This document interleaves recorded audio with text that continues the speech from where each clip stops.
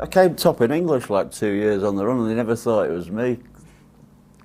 All the other Smiths used to get congratulated except me. I like that. It's good being a Smith sometimes. You get away with murder, you know. Yeah, we are not like crap that talks back. We are the fall, we were spinning, we were stepping. Come out, as in from heaven. The difference between you and us is that we have brains. Cause we're not the white crap, but we talk back. How are you doing? All right. Bang, fucking bang, the mighty ball. The ball we are. Now, John Peel.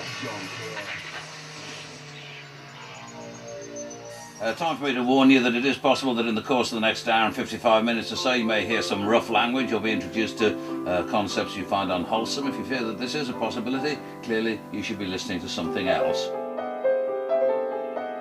As regular listeners will know, there are a few words in English finer than tonight, a news session from the fall, and that's what we've got for you. We think it's the 24th, but we're not absolutely certain about it. Before I play you the first track, an email from Chris Goodhead, the first of the night. Chris has a quick message to say that I've had a bloody awful week so far. Nevertheless, I'm still excited at the prospect of another mighty fall session. I've been to a couple of recent shows, and they've got a really good song that mentions Harold Shipman. They've been playing Walk Like a Man. Our old bass player is now the guitarist. It's all business as usual, really. Chaos, but good chaos. Just trying to tune. They tuning up, you just fucking play it, isn't it? He's a traditionalist.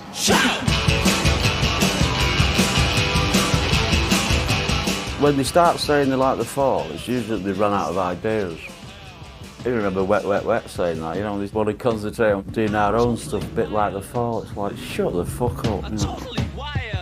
No one exemplifies attitude more than Marquis Smith. He is attitude personified.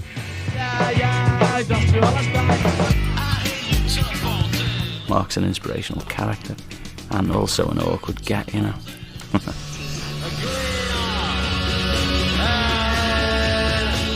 His behaviour's become kind of more mystifying and erratic since I left. I mean, people do use the word genius quite a lot, but I do think he's a genius. I think he's got talent, he's got charisma, like it or not. He's not a nice guy. Here is books. We don't know anything about him as fans. All we know is this absolutely distinct stage persona and voice. I think you can compare any other bands to The Fall, because nobody really sounds like The Fall. And when bands do sound like The Fall, you just kind of go, well, you're trying to rip off The Fall, fuck off. You know, like...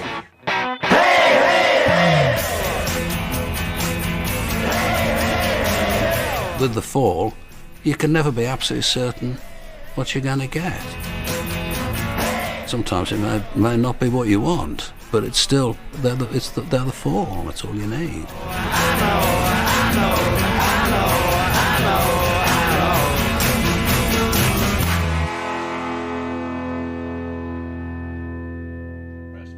Hopefully this will brighten up your evening for you a bit. From The Fall, Clasp Hands. Need some out at the end to just go do do do do. That's sad, you know. Just be yourselves.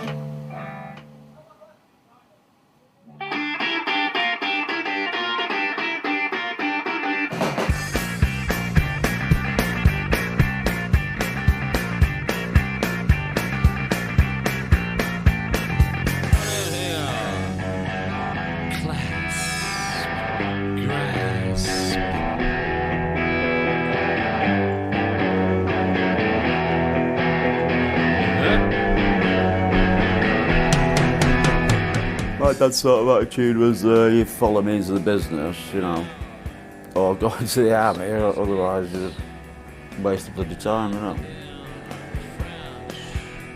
I used to work for my dad in the school holidays, summer holidays. Like for about 10 years, when I was 6 or 15, I worked for my dad every bloody school holiday. I used to think he was a right bastard, but either way, it's good, you know. They virtually chucked me out of the house, which I like that. Because it's like, you know, nowadays they can't get rid of the lads, can they? Stay at home till they're about 35, I don't know, it's totally awful, that. be hard. I couldn't do it. I couldn't bring up any kids, mate. It's hard with the bloody group. That's enough for me.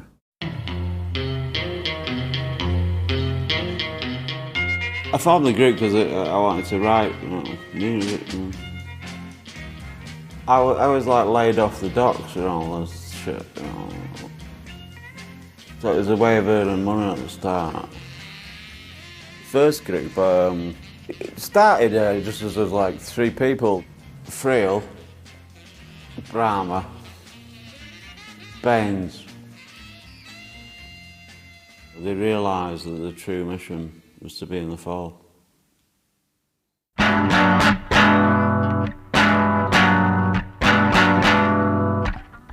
It wasn't taken seriously in them days. In them days, it's a bit like now, you just think you've got to have £1 million before you start a group. You know. It was a bit like that then. It's like it was 76.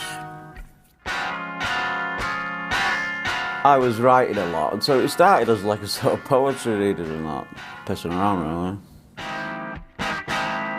Yeah, we all used to meet up and hang out at my flat on Kingswood Road in Prestwich and listen to music. We were into punk before punk. We were into the garage groups, like the early 60s groups, you know.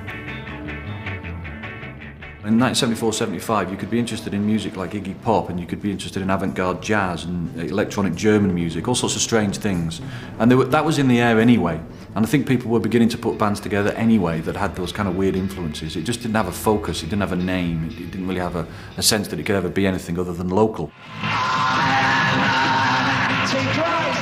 The Sex Pistols coming up those 2 times completely shattered all that and made everything intimate and close and doable.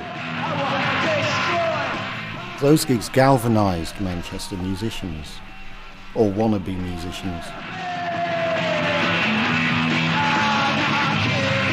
People came out of the woodwork. Closet Stooges fans, rabid Captain Beefheart fans began to touch base with one another and start making their own groups. In hindsight, you know, they turned out to be Joy Division, they turned out to be The Fall, they turned out to be Morrissey, it turned out to be all sorts of interesting kind of Manchester groups that at the time didn't think that they had it in them to be musicians, to be a group.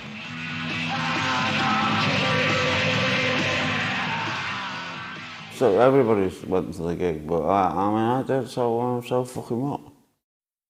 Psycho, psycho! Well, we got involved with this like Northwest Arts thing. It was like a musicians collective. It was like brass bands and bird noises. There's a fella did symphonies out of bird noises. Anybody could get up and do a performance, so it really suited what the Fall were about at that time. So we thought we'd just do what we were doing in the bedroom, you know, like reading out poetry over a bass and a guitar. And you got a drummer and it's kicked off, you know. Knock that jet head, come head, knock that jet head. After the Sex Pistols gig, there was lots of strange things happening in odd basement clubs in Manchester. Obviously the Buzzcocks had started up, and if you went to see Buzzcocks, there would be interesting support groups that had also come about at the same time.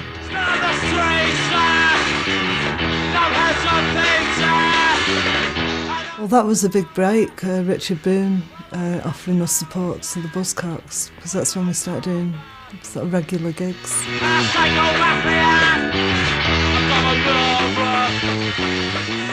They were startling.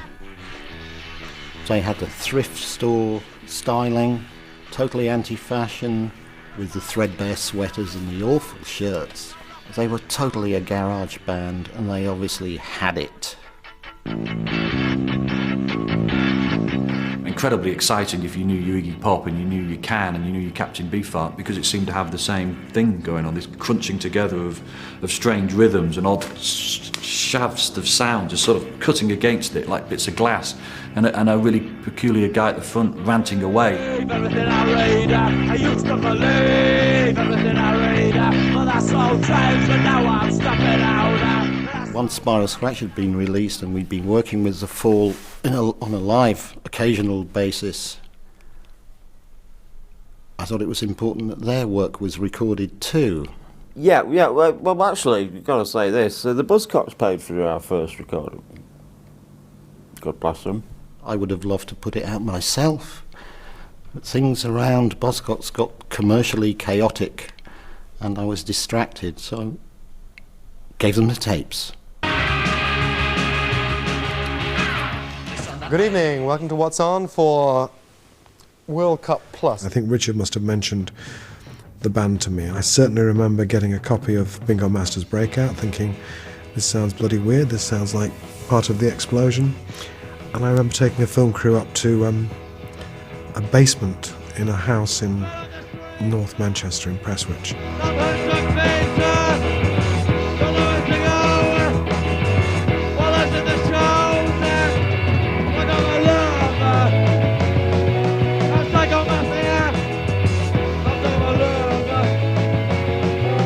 The music is offensive to a lot of people, you know, and coming from the north, you've got this inoffensive, cap-touching attitude, which we're trying to break out of. I always think it was more attitude than music. I think that's what the Fall brought to Manchester. And again, they brought this great oppositional thing, which is they loathed wankers like me from South Manchester, and Marky epitomised that. You see it as more than just the songs you're playing? Yeah, I mean, it is more than the songs. I mean, the music is secondary, really. The music scene does not communicate to people. We try to. That's where we fall down.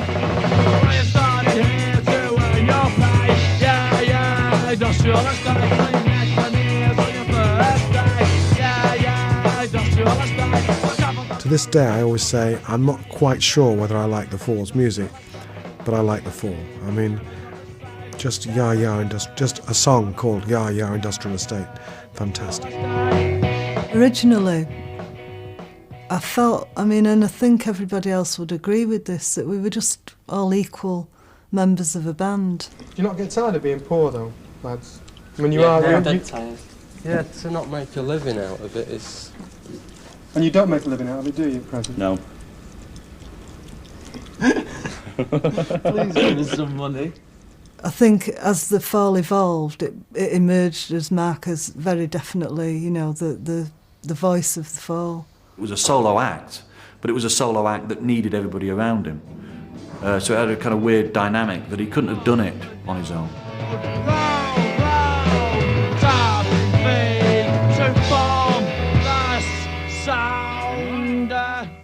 Give me a name then.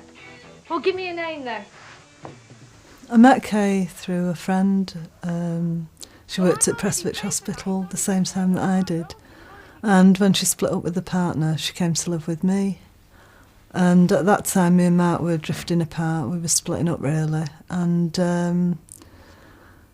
they got together and she became the Fall's manager. What do you mean you want some money? What are you talking about? You're pirating my bloody stuff, Tony. What are you talking about? I'll pay for your equipment. Kay was actually the tough, abrasive one. She was the boss then. Kay, Carroll, hello, love. Hello, lovey. Kay would get very drunk and was even tougher than Mark and would jump on you and attack you and go on about the money or generally act in a ridiculous way. And one could be quite fond of her, but I was quite scared of Kay Carroll, to say the truth, in a way. I've never been scared of Mark. He's being an arsehole and he's calling me, you know what I mean? The idea of a manager seems to be against the original ethos of the Fall, so that was a bit problematic. And Tony left. I left. And then a whole new Fall emerged. Right, noise!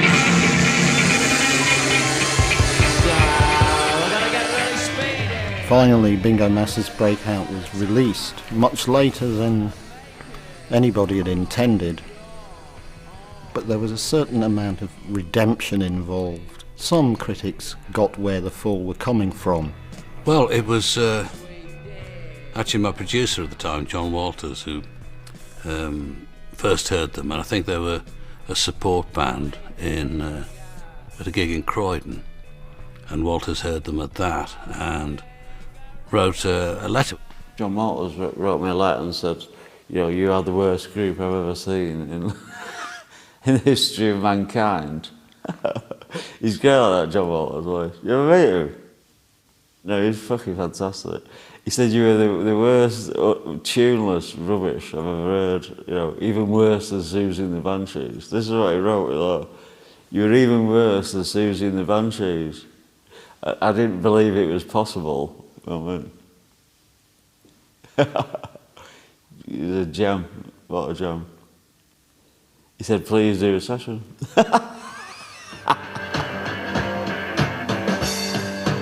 Get to start again, Pardon? Get to start again. Oh, it's been really good, this. Oh, really, having a really good groove through it.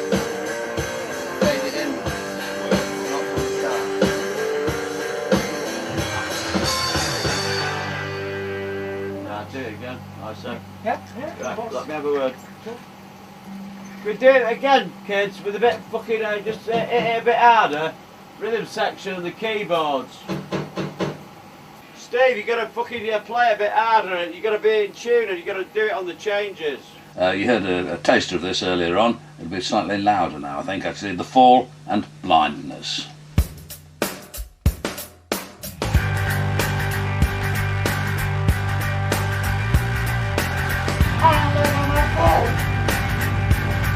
Everywhere I look, I see a blind man. I see a blind man. To be realistic, you barely need anything else, do you? The 24th session for the programme, as far as we know. The very first of them was recorded at Maida Vale on the 30th of whichever the 5th month is, in 1978, and broadcast. The Four were on the way to do a John Peel session, and the bass player at the time, he'd had a few ups and downs, a guy called Eric Ferrick. And I think the actual point at which Eric was thrown out of the band was he decided that he didn't want to come along to a Peel session. So I was going along to help him with the gear, and when we got back, I got a phone call from Mark asking me if I wanted to join. Now, bearing in mind, it was my favourite band. I was happy to be a roadie, and I was being asked by Mark Smith to join The Fall, and I was still 16 years old, and I didn't have to think long and hard before saying yes. Like my granddad used to stand outside prisons and that, and when the release say, you work for me. This is a bit like me. You know what I mean? Or you can play the bass, right, you're in. Don't have auditions or anything. Usually comes off right, actually, touch wood.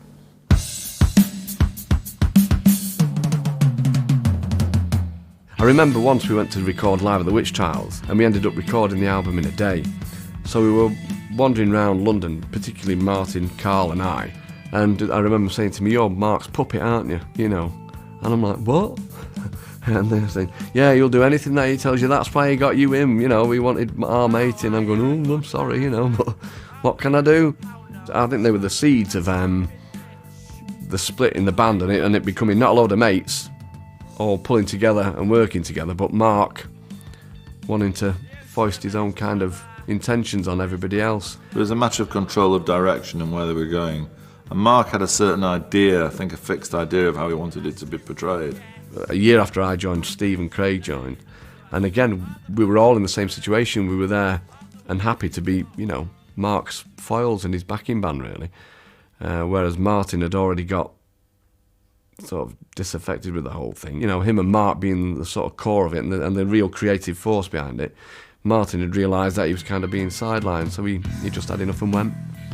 It was a drastical fucking change. I shit my pants. Not right, not literally. I mean, I was scared to death.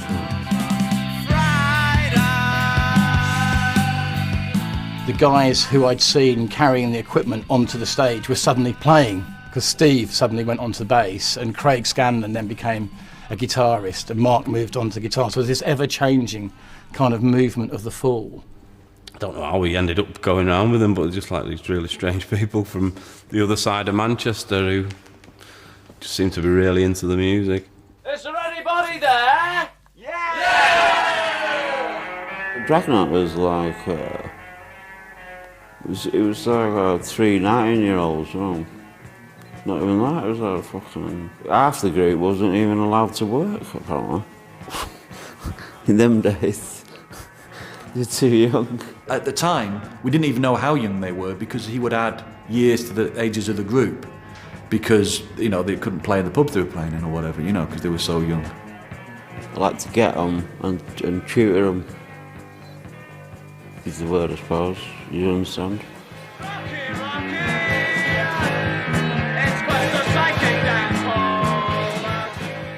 It's amazing what you can get out on.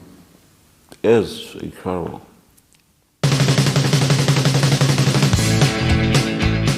It wasn't, to be absolutely honest, it wasn't until about, the second or third record, or perhaps even the second or third session, that I started to think, actually, this is really something fairly astonishing. Containers and their drivers, they are containers and their drivers, they are containers and their drivers. It fitted into the John Peel show because it was in a way made out of the John Peel show. It was, it was a soundtrack that was based on listening to the John Peel show. The strange sense in the early 70s of listening to this show late at night that was bringing things from around the world that was just so exotic and so strange.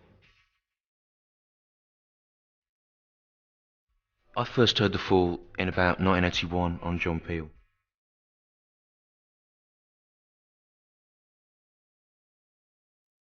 You kind of used to listen to it under the bedclothes, that sort of thing, in the middle of the night. And I remember not really liking it. And I just thought it was annoying and incomprehensible. But then that in itself became fascinating, and the good thing was you get kind of exposed to it.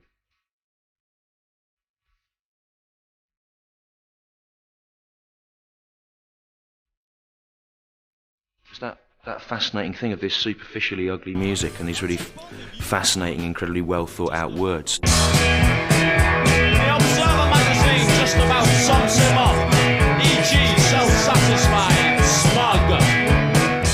Mark does use language extraordinarily well, and in such a way that you're perhaps made to think more deeply about something which you've may have taken for granted, so in the way that a poet or a painter would, where you just may think, actually I never thought of it like that. So I resign to bed. I keep bottles and comics stuck by its head.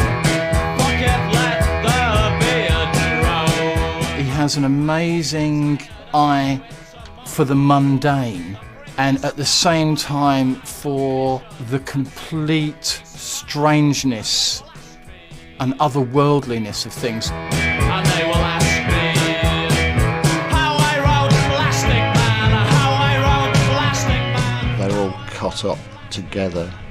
They seem to come from some other place. Politically, he's neither left nor right.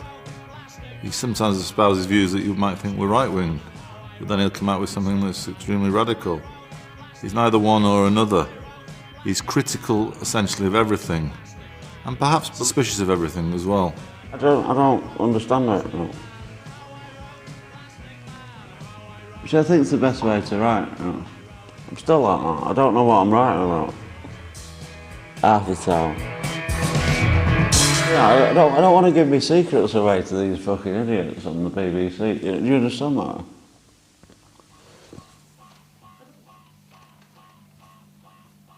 We are all living legends, so close.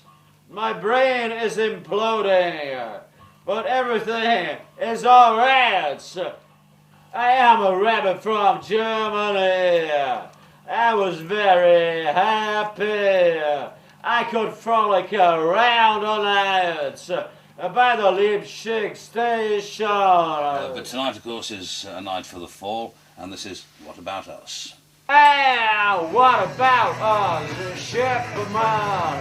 What about us, Shepherdman? What about us? Well, I am tempted to say that this is possibly the best fall session that we've ever had, but I'd probably say that about all of them. That was called What About Us? Well, this is the lecturing part of the concerts.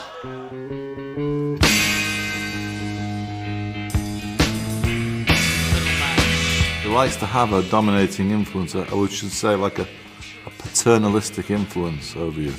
Very much like an old Victorian paternalistic boss. Most of the time we just got on with it and pretty much did as we were told, didn't we? Yeah. At the beginning, yeah. At the beginning. Yeah, fucking put the monitors on, for Christ's sake! like a matter of life or death, the Fall gig, wasn't it? Yeah. There was. You couldn't be seen to enjoy yourself, could you? No. I've never been in a room that so crackled with malevolence. I mean, we had our backs to the wall at the far end of the room, and were extraordinarily grateful to have done so. I mean, there was so much hostility and rancour. I remember there was one gig we did. It was only a little club, but it was that low that we couldn't hear what was going on the other side of the stage. I couldn't hear Steve and Craig, and they couldn't hear me. So me and Craig swapped over sides. Up in a room, there's a cloud of smoke. Yeah, fucking get it together instead of showing off. Well, we got right. Bollock him when we got off. What are you doing? You know, who do you think you are? You're not in a big rock combo, you know. You're not in U2, but he's swapping sides and messing about. No, I think Mark's got a different idea. I don't think the other guys quite grasp it. When Mark Riley's from a different background again, and his culture is different, and he thinks in terms of a conventional group writing nice songs. I don't think Mark Smith wants to be a pop artist or a rock star, you know.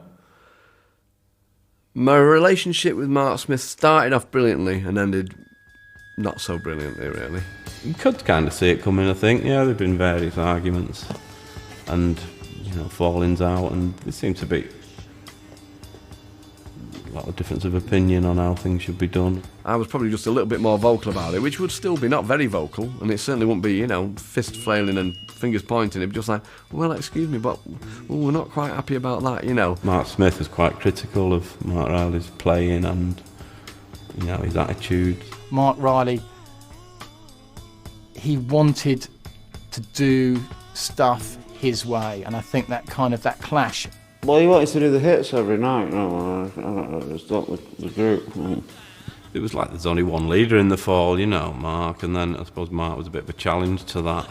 He said, we're going to Europe in about a month. I went, all right, okay, he says, but I don't want you to come. I was like, what? And he said, yeah, we're going to do it without you. I said, oh, right, okay. He said, if you don't go very well, we'll call you when we get back and you can rejoin the band. And I'm like, right, okay. Like, in a daze, you know. So the next thing I knew, it's about a month later, I think, and they were going to Europe. I've still had the phone call.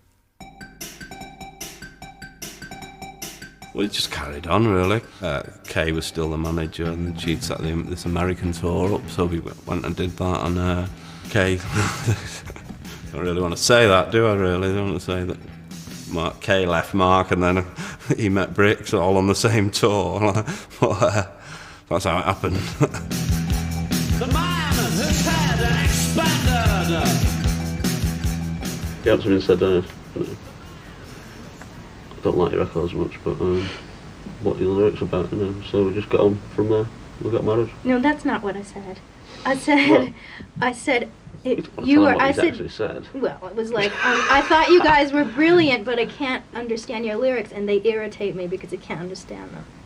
What I meant to say. The story of the Fall and Marky Smith over the last quarter of a century has so many elements that it's got to have a soap element, and it's got to have the Elizabeth Taylor and Burton element. It's got to have the Paul and Linda McCartney element. It's got to have that kind of weird, odd, sexual thing going on. And it was the last thing you would have expected Mark E. Smith to get involved in. You know, having his wife in the band. Kick up! Kid Conspiracy! Kick up! Kid Conspiracy! J Hells! Panic Wing! And Slickers! King of Team! No, it's like Fall was one of them things that, you know, it's always on the verge of splitting up, really. So Bricks sort of brought a bit of a new life back into it, I think. Different ideas, and, you know, it wasn't just some miserable blokes from Manchester involved.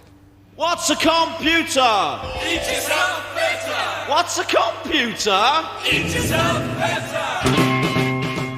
She brought a particularly different American work ethic into the equation, which is get some money, try for a hit.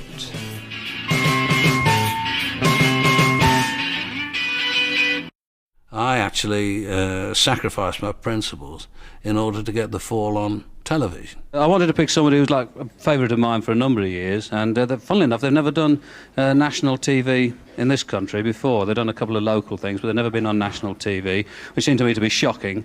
So I quite wanted to go down in history as the man who put them on TV. When they'd said to me, well, you know, how much do you want for coming up to do it? I said, I'll come up for nothing if you let me pick a band to be on the programme. It's the Fool!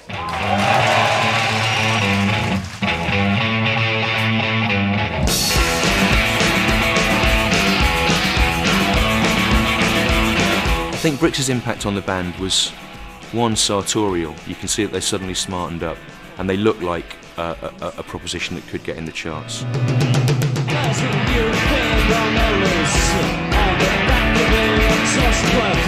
Secondly, I think that she brought a more overt kind of American rock and roll sensibility to it, which softened up a lot of the rough edges of the sound.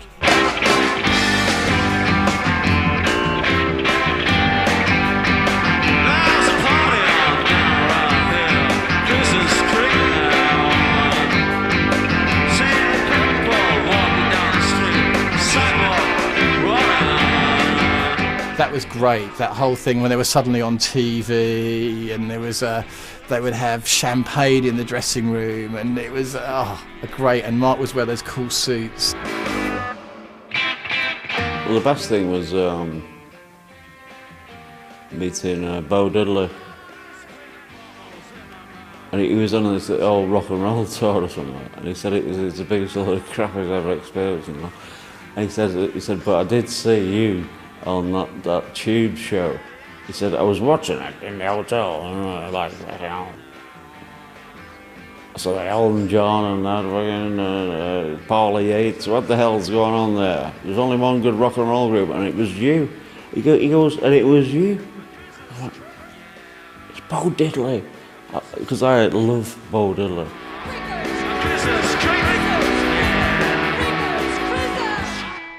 Just for a little bit of time, they were like Mr. and Mrs. Rock and Roll, you know, or Mr. and Mrs. Strange Deranged Rock and Roll. You know, it was great. How long can you carry on though? Because would you like us to break up now? Yes, we will. You see, if you're in a business where it's all in the pursuit of novelty, I mean, that's cool, that's fair enough, that's cool. But I mean, we're not. No. He doesn't want to be in a rock band, and I don't think he sees the Fall as a rock band in any sense. So I suppose he's always been wanting to take it into other artistic dimensions.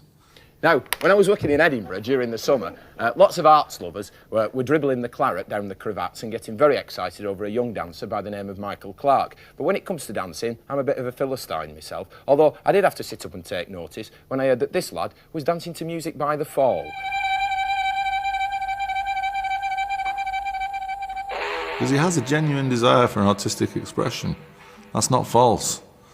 It may be naive or primitive in the sense of the artists which he likes, who are primitive artists, but it's a genuine desire.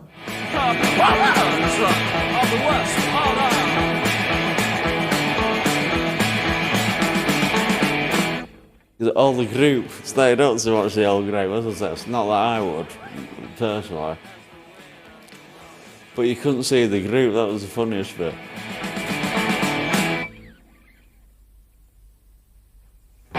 They stayed up to watch it with all the parents.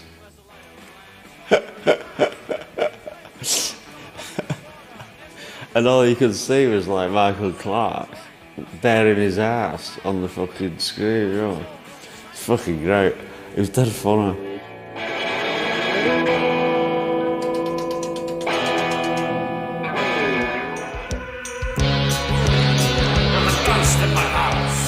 When a group keeps going as long as The Fall have done, and they have a sound that fundamentally is actually a commercial sound. I mean, at its most sort of fluent, for all its experimental and avant-garde edges, it's a commercial sound because it's about the attack of pop and the attack of rock, and the way that a good lyric has a catchy chorus.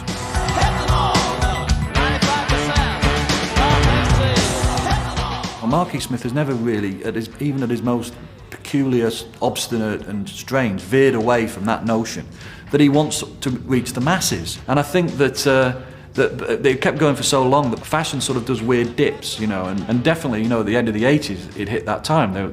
People noticed them.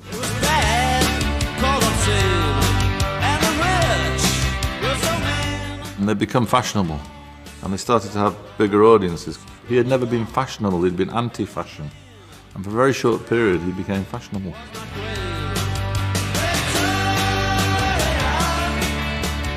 I was so glad when we got very popular. I remember the time that my mother told me that Elton John was on the tube and said he liked the Fall because it was rock and roll.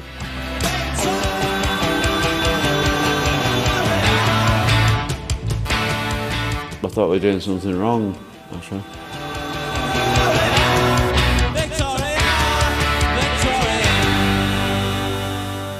An email here from Sean Cordell, and it reads in part, "My youth can be tracked through the development of the Fall." A good way to have spent your life, I think, Sean.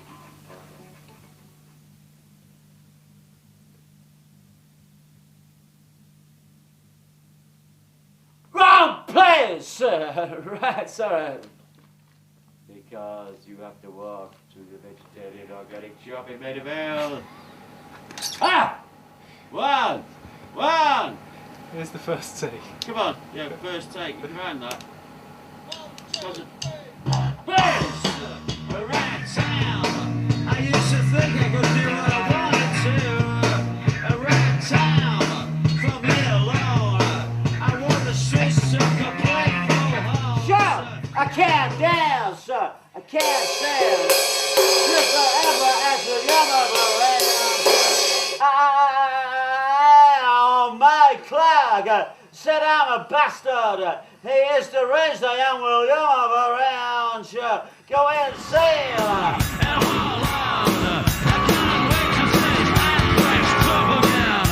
Well, nobody could believe with Kurious Oranj that we would dare to put it on in Edinburgh. What was interesting about the idea of being associated with a ballet was that it seemed one of the few moments of utter logic in the history of the Fall, in a way. You know, a series of clashing illogicalities constantly. Here was something that was quite logical, as if there was a narrative kind of development of the Fall. This is the moment when they're deemed to be quite artistic, really.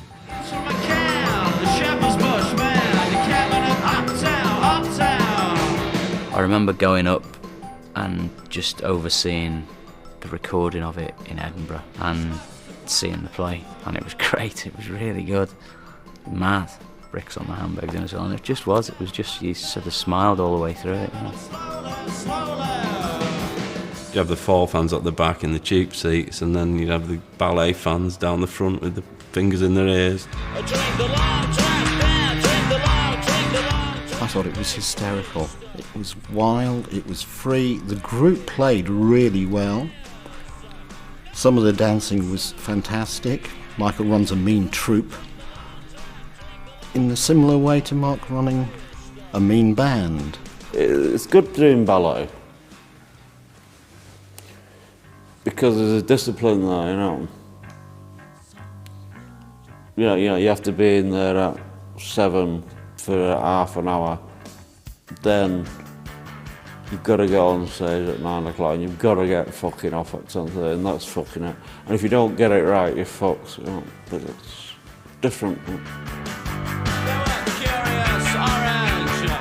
It took Mark to a new level of audience. It made him a favourite, you see. He suddenly became of interest to the chattering classes, to the very middle-class crowd and bourgeois crowd that he doesn't like himself, if the truth be told. Just as it was going really well, I think Mark just said, you know, I'm not really what you're saying I am. You know, I'm not this thing. I'm Mark E. Smith. I am not like your pet.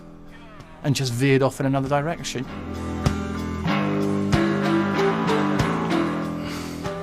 Difficult time for Mark, yeah. Goodbye, my dear. I think she was looking for fame. And Mark, I'm sure he doesn't mind fame, but he's not looking for it in the same way. You know, he doesn't value fame, and he doesn't really value the opinion of a load of famous people who don't particularly care for him. Mark's personal life was always entangled with the fall. Last week, after a dinner steal, I had crow's feet under my eyes. Paid 2 days for getting high. They all felt dead sorry for me, you know, blokes on the dole in the fucking pub like, it's a pint, Mark, come on. All that happens to us all, lad, you know, and all that, you know, it's like, it's all right, you know, it's just... These are the finest times of my life. This is the greatest time of my life. I mean, Mark just seemed to keep working through things. It was like whenever things happen like that in his life, he just seemed to keep working through it. You know, there was never like, I'm going to take a break for 6 months or anything like that. This is Craig's tribute to Frank Zappa. Now we can all laugh about this, but this is his tribute to Frank, and so it's called I'm Frank. Just about to do our first album for Phonogram, and Bricks left and Martin Bramah came back for Extricate. I mean, we always liked Martin anyway because he was the original guitarist, so we're quite chuffed to have him back in the band, I think. You know, even with Mark, the strangest things you just take for granted. You know, you would just think, you know, he needed some kind of replacement for Bricks. Maybe the best way would be go back to the very beginning. You know, maybe some strange notion that he could get a bit of the formula back. How dare you assume I want to pal over with you? Sorry to be so sure with you. It didn't really work out in him rejoining, I don't think, because it was like, when they formed, it was probably equal, you know, he was as much as his band as Mark's, but then when he rejoined, he had to take a bit of a back seat.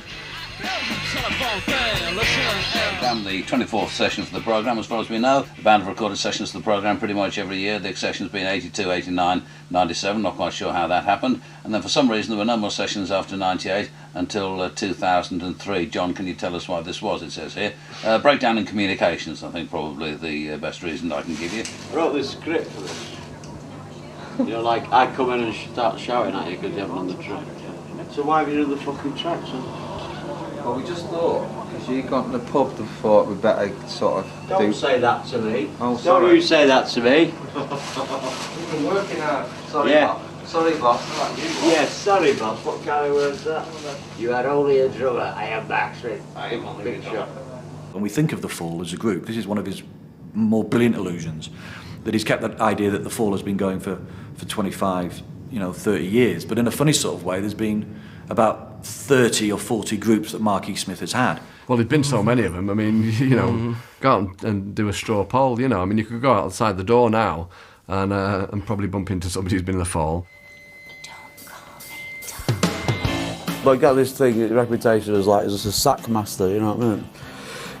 Keep firing people and all that. This is even like common knowledge now, even anywhere I go now, people on the street go, you're the one who's had all them group members. I don't see what the problem is. Obviously it's become almost a kind of joke, except to the people concerned, the kind of passage through The Fall, and then by and large people then disappear without a trace after they've gone, which always seems to me to be, I don't know whether he's killing them or what. You have to be a fairly strong person, I think. There was quite a few musicians who didn't, and people around the band who didn't last very long. It's not like an ordinary group. People do it because they love it. They do it for nothing or they do it for a lot of money. They will fucking do it.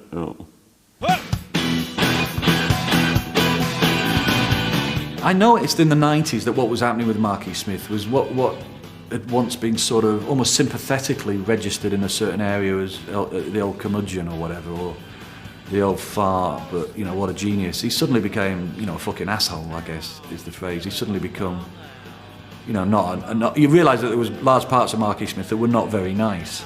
I don't think he's made his behaviour any better by his tremendous use of drugs and speed and various things that would make his nerves worse. But he's a tough character. It shows on his face. He shows on his face as he's a hardline drinker. He shows on his face as he's a tough guy. There came a moment when it turned, And that abuse that we'd put down to just him living on the edge and the speed and the booze, it started actually to be something that was really, you know, clearly just affecting him as an individual. That was the moment when you kind of thought, oh my God, you know, what if he wasn't a genius? He was just an old drunken tramp that when he got really drunk started to spout phrases that made a kind of sense, and we read too much into it, you know. Just a little bit of that started to come into it, you know. The grass, the guitar will make us strong, and you'll be dead before I'm born. Bah! I don't think an award like Godlike Genius or Lifetime Service Award or anything is relevant to them, because it suggests that it's stopped. And it doesn't look like it ever is going to stop. You know, the point where everybody thought it would end was the mid-90s, when he didn't seem to be able to hold a lineup together. He looked terribly ill, and you really felt like you were living in the last days. It was turning into a bit of a shambles by this time. I think everybody would admit that. There was a lot of financial trouble the band were in, you know, which was kind of affecting everything. Gigs got cancelled and row in the sound check, and we wouldn't get to the gig, and you know, the writing was on the wall, really, I think, you know. But I don't know why we went to America. It seemed like a good idea at the time.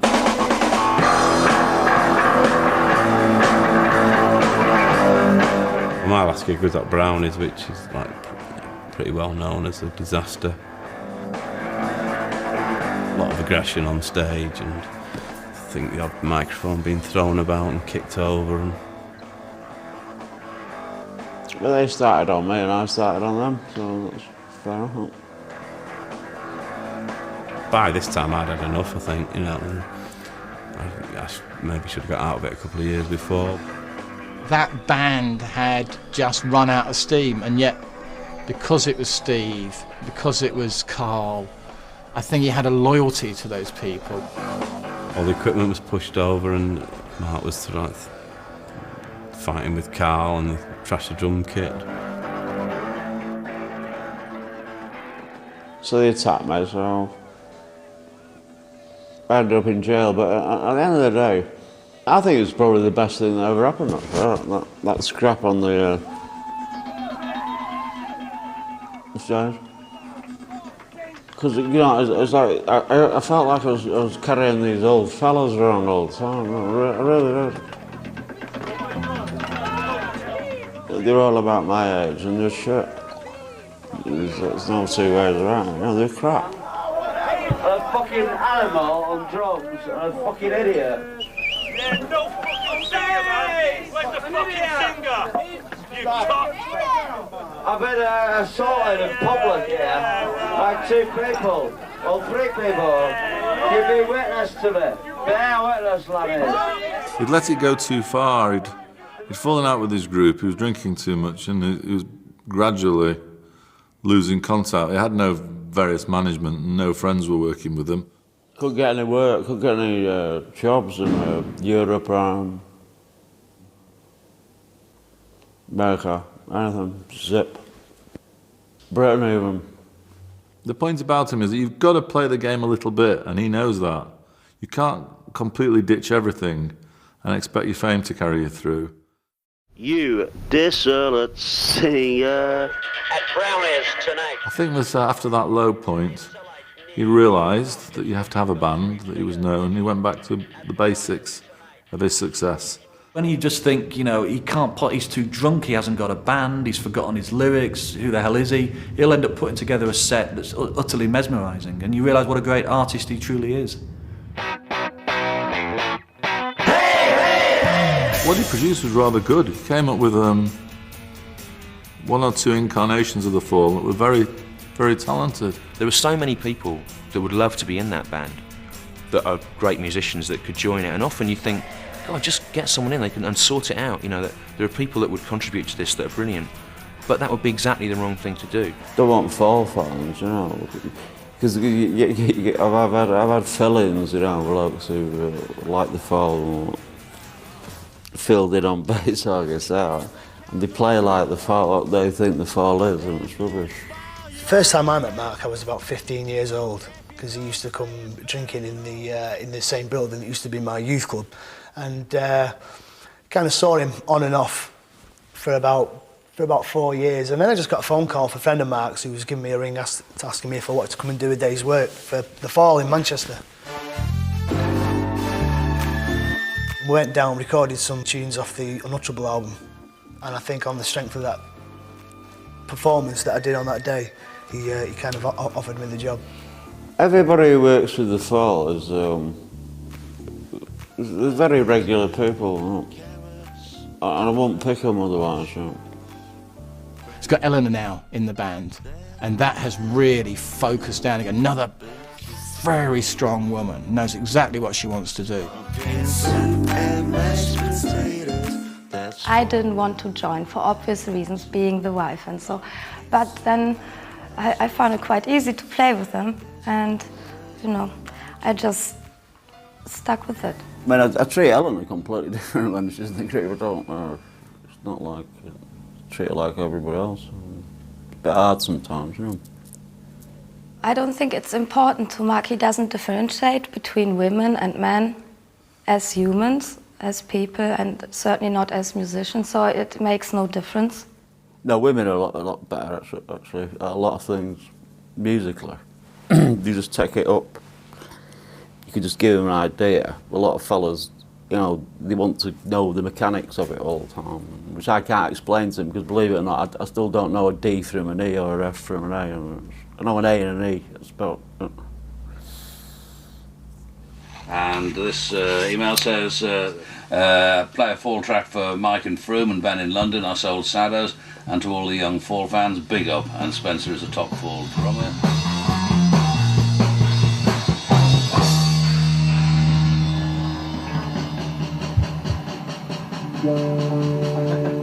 See what I mean? Great, shot it. What I'm saying is we could improve on that. We could start that song. We don't have to do Wrong Place again, do we? Creatively, it's the best band to be in. It really is, because the songs are written that we release. Some are written by individuals, and some are written by the entire band. It gives you a lot of leeway. Turn my guitar up a little bit. I just give them the freedom, which they don't get in, you know, like rock bands and all that. At the end of the day, you know, once you hand that song over and he's sung over it, it's his song, it's his tune, you know. So, and he'll put his nice little, he'll do his thing to it that makes it that a little bit special. I love the way he reduces the basic idea of the Fall to being, you know, raw sound with weird singing over the top. You know, he's not a singer, but he's one of the greatest rock singers there's ever been, and it's a whole way of turning the drunken karaoke singing with the at the end of everything has become unbelievably powerful. My singing's getting very good, actually. I don't want about. I'm getting really good at singing, actually. After 20 fucking 5 years. No, I really am.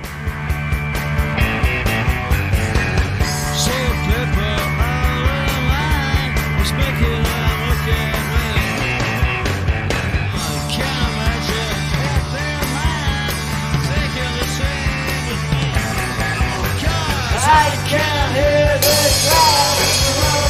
I can hear the grass grow. I see rainbows in the evening. Well, I can hear the grass grow. I can hear the grass grow. I see rainbows in the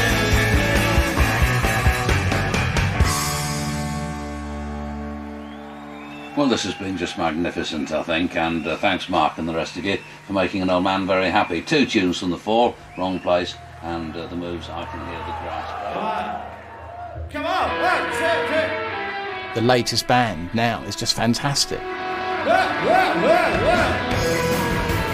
Who can you say that? 27 years, and he's got a stunning band. And I saw them a week ago, and there were like 5 new songs in the set, and they were the best 5 songs.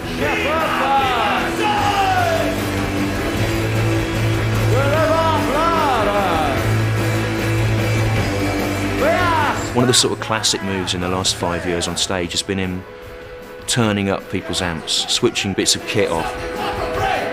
Mark does a lot of live mixing on stage, like he moves microphones, puts it in the bass drum or so, and I think There's no other band that does this, like a live mix by the singer.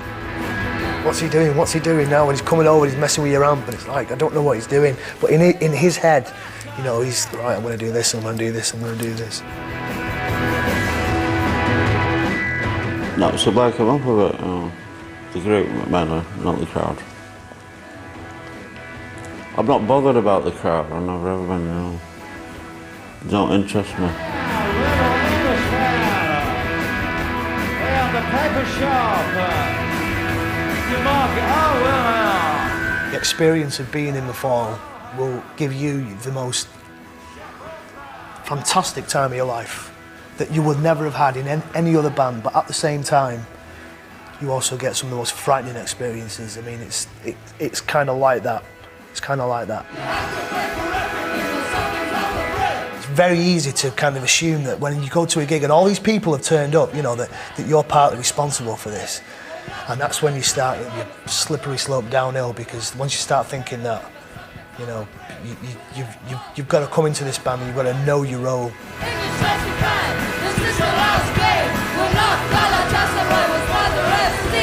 Carl, I will tell you how it will change. There was a song on Hex Induction, Hit Priest, that they redid on a Kurious Oranj soundtrack, which has got this line, "He is not appreciated." And every encore for time immemorial now has involved him handing the mic out to a member of the audience who can then shout, "He is not appreciated." And I think that there's a kind of feedback loop there of the audience flattering Marquis Smith, saying, "We know how good you are, but you're playing to these kind of crowds at this level." But there's also a bit of flattery going the other way. It's one of those rare moments where he is approving of the audience and saying, "But you know I'm really good."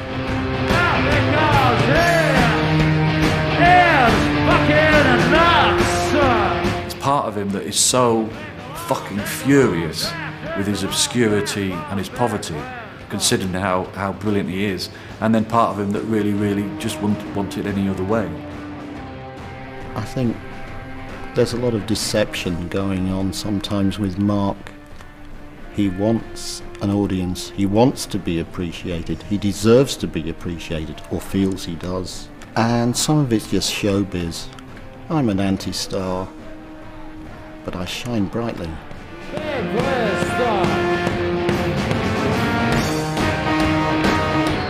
He lives in his own weird little world, and it's not a world I particularly want to be part of. But, you know, it's Mark Smith. What he does is brilliant, and you can never write him off.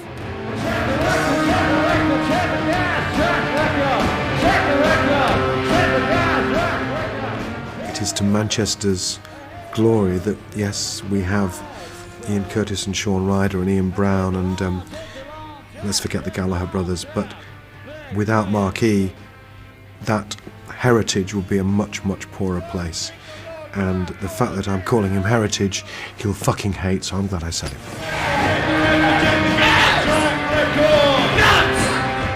I respect Mark for continuing to beat his own path through the jungle that is life. You know, even if there's a well-worn path 3 or 4 feet to the left or right of him, he's still going to go down the middle, and that's got to be good.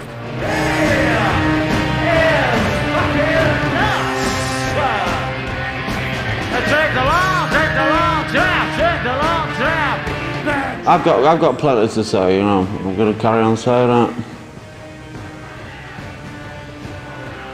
Okie doke. Check the record, check the record, check the gas rock record. Check the record, check the gas rock record.